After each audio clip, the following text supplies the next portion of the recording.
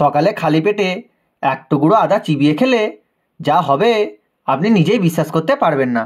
Gas, কাশি, ওজন, জয়েন্টে ব্যথা, এই সব কিছুতেই আদা এমনই কাজ করে, যেন ওষুধ না, কিন্তু ওষুধের থেকেও ভীষণ শক্তিশালী।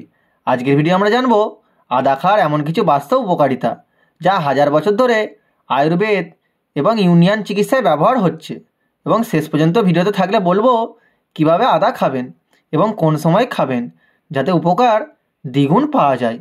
তো চলুন শুরু করা যাক। 1. গ্যাস, বমি, বদহজমে আদা।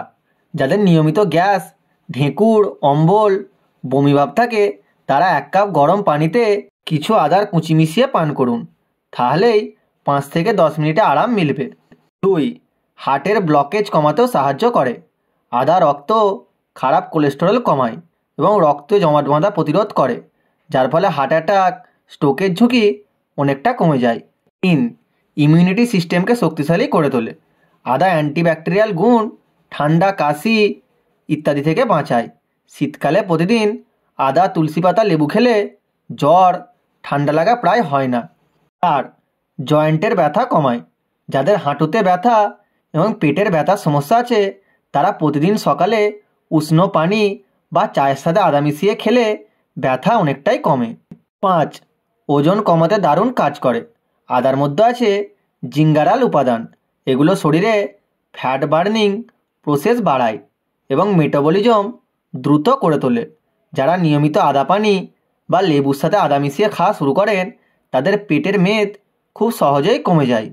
এবার জানুন আদা কিভাবে খাবেন যাতে উপকার সহজে মিলবে। সকালে খালি পেটে 1 গ্লাস গরম পানিতে একটু আদা কুচি মিশিয়ে খান। ওজন কমানো, গ্যাস, ইমিউনিটির জন্য ব্যাপক উপকারী।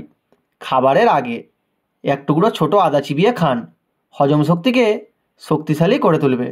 ঠান্ডা কাশির সময় আদা, মধু আর লেবু মিশিয়ে খান, খুব সহজে সর্দি কাশি সারবে। তবে আদা খাওয়ার আগে কিছু সতর্কতা অবলম্বন করা উচিত। যেমন যাদের আলসার আছে তারা খালি পেটে আদা খাবেন না।